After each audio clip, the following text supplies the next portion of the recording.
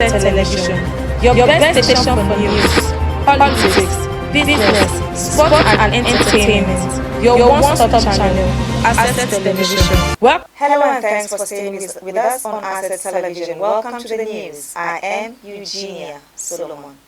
First, the headlines. Rivers crisis lingers as two factions claim victory over appeal court verdict. Senate condemns local government elections, calls for better supervision. Independent petrol marketers threaten to down tolls. And now the news in detail.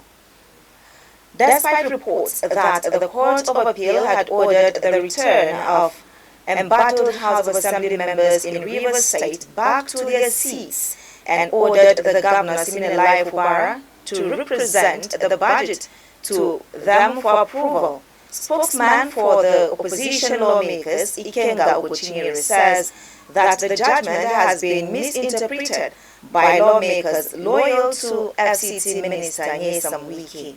The judgment of the appeal court today is on the issue of the budgeting and the issue of whether the National Assembly should take over the functions of the sacrosanct lawmakers. And I need to understand that the judgment, no appeal court decision, has affirmed or ruled or decided on the illegality of the government of the 27 sacrosanct lawmakers. That issue is very clear, it has not been decided. So, and more importantly, this is very good to understand the deceitful nature of this group of people. There was a discussion where the president said all legal matters should be withdrawn so that peace can reign. To show that the Wike group have never wanted peace. All they like is this crisis and commotion because if you Fubara is outperforming you, so find a way to destabilize the government and create anarchy. But it will not work. So the governor, being a peace-loving man, listened to the president and withdrew his counter-affidavit in that matter. But secretly, the pro-Wike group continued that case against the intervention of the president, just to obtain the judgment at the back of the governor. And that is the judgment the appeal court affirmed. But the issue of their decampment, the illegality of their decampment, upon which the seat of that former speaker Amola was declared vacant, is still pending because the appeal court has not been decided. Amola is not a serving lawmaker. For him to talk about being speaker, his seat has been declared vacant, and that subject matter is still in court and have not been decided. So this judgment does not change anything. Right Honorable Okejomo remains the Speaker of the Rivers State House of Assembly. It will be appealed, but it's important to understand the deceitful and criminal mindset of these people. You go into a peace accord, you go secretly at the back, you continue the matter, even when other parties have withdrawn. So it's important that people know that Fubara has never been the aggressor. It is always the Wike group that always, they don't want peace, they don't want government election, they don't want chairman to be sworn in, they don't want budget to be passed, they just want commotion and anarchy. So at that commotion and anarchy, they will not succeed in it. So the matter is in the appeal court. What the appeal court today, whether the National Assembly should cannot take over the function of the Rivers State House of Assembly on the presentation of the budget and so on and so forth. But the main subject matter, which is the illegality of the decampment of the sacked 27 lawmakers, is still in court, and we are hopeful that court will do the right thing to help save our democracy. Nothing has changed on this matter. Right Honorable Okejomo remains the Speaker of the Rivers State House of Assembly, and the 27 sacked lawmakers remain sacked, going by that declaration. Well, when will Rivers State know peace with both factions failing to come to compromise? Still on politics, the Plateau State Governor Caleb Mutfwang has sworn in the newly elected chairman in 15 local government areas of the state. The swearing in of the chairman was held on Thursday night at the Langfield Resort in Jos, the state capital, shortly after they were issued with their certificate of return by the chairman of the State Independent Electoral Commission, Plang G. Sishak. After the collation of the results, the candidates of the People's Democratic Party won 15 local governments, the results of which were declared out of the 17 local governments in the state. While thanking the State Independent Electoral Commission for conducting a credible, free and fair local government election, Mutfwang said the two chairmen for Pangshin and Langtan North could not be sworn in alongside others because of his administration was determined to follow due process in the electioneering process. The Nigerian Senate on Thursday condemned the worrying development across the 36 states where the political party in power always wins 100% or 99% of seats each time a local government council election is conducted. The upper legislative body admitted that democracy is at best non-existent at the local government level in the country, calling for urgent actions to rescue the third tier of government. The resolution came after a motion by Senate Minority Leader Abba Moro, representing Benue North and co-sponsored by other senators. Senator Moro highlighted that voters in Benue State and elsewhere waited for hours on election day without seeing election materials or officials at many polling stations. Distinguished colleagues, this motion is on the local government election that took place on the 5th of October in Benue State.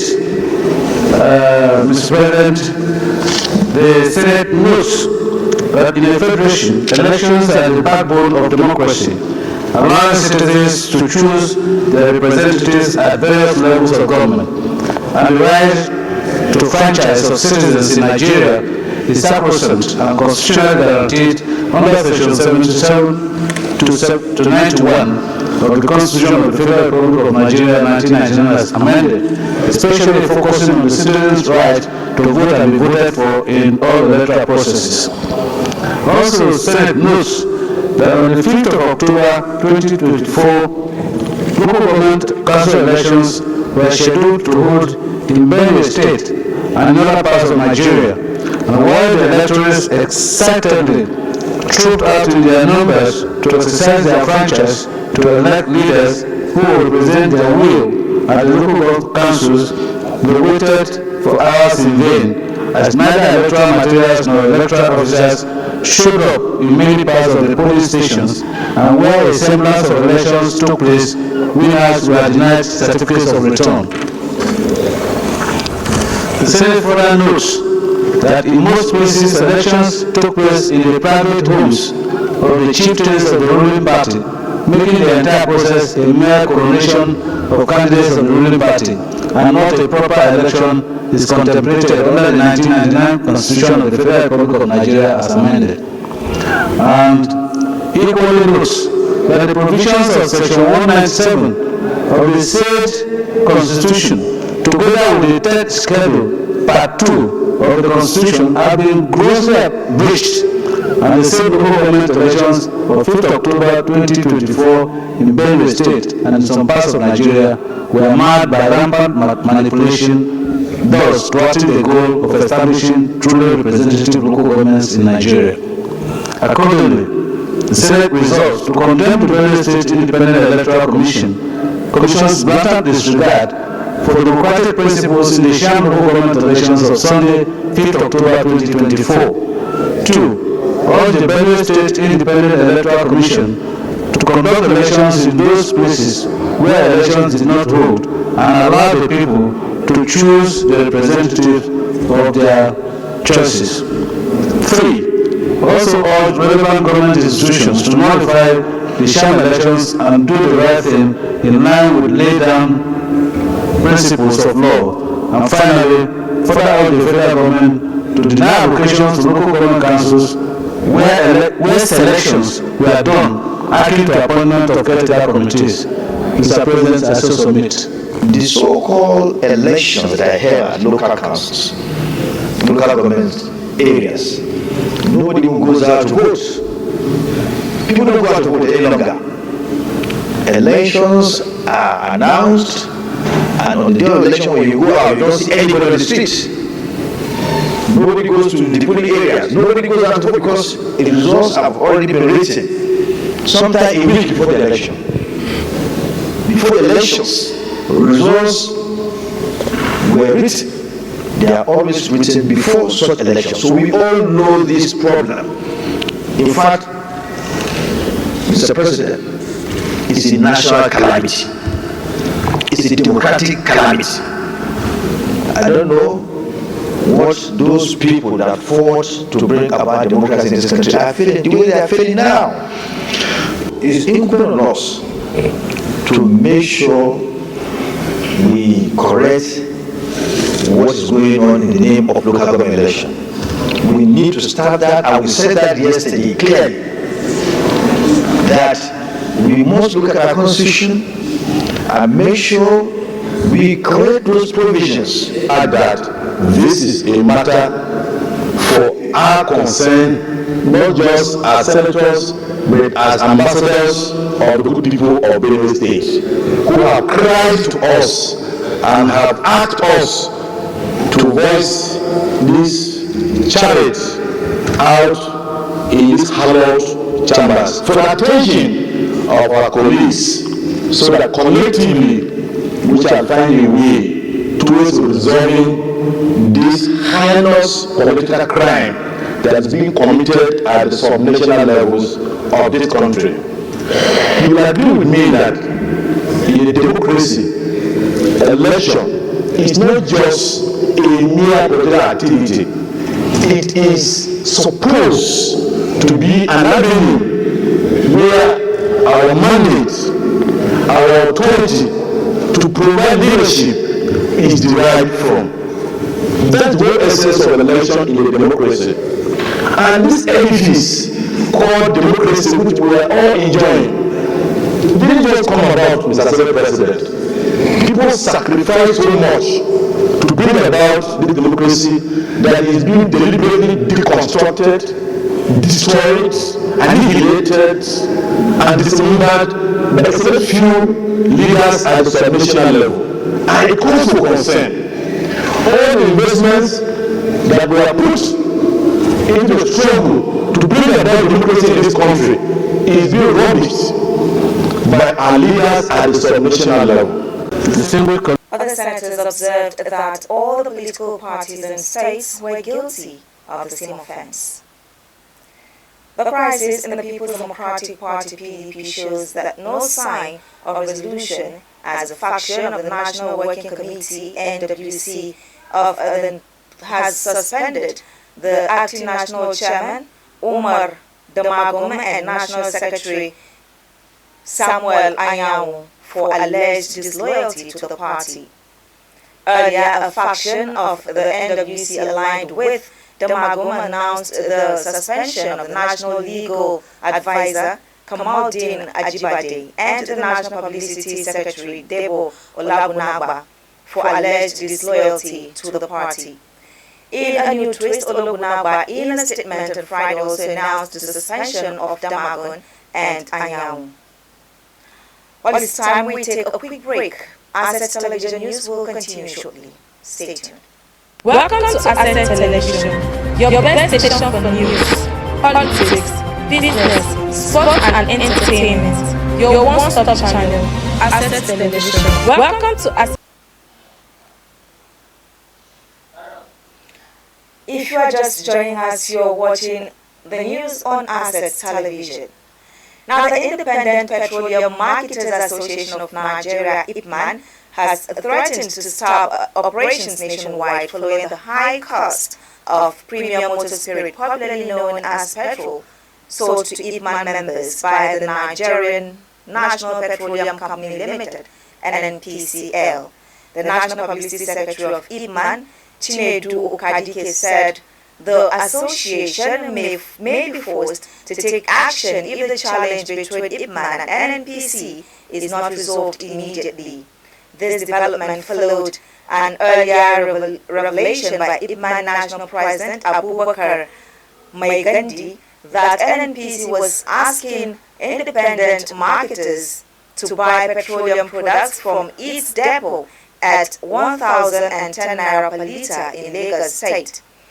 He also noted that independent marketers' funds had been held by the National Oil Company for about 3 months.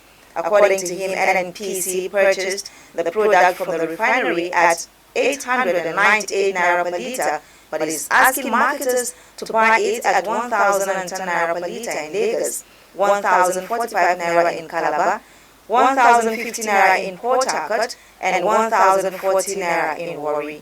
He also pointed out that the association's funds with NNPC had reached 15 billion naira, stressing that marketers were eager to be fully involved in the petrol business and its component following the full deregulation of the sector. As Nigeria joins the rest of the world to commemorate the 2024 International Day of the Girl Child, the Vice Chairman, Nigerian Union of Journalists, NUJ, Abuja Correspondence Chapel, Comrade Grace Ike, Friday tasked the government at all levels, well-meaning Nigerians and other stakeholders to join forces and break barriers limiting girls across the country.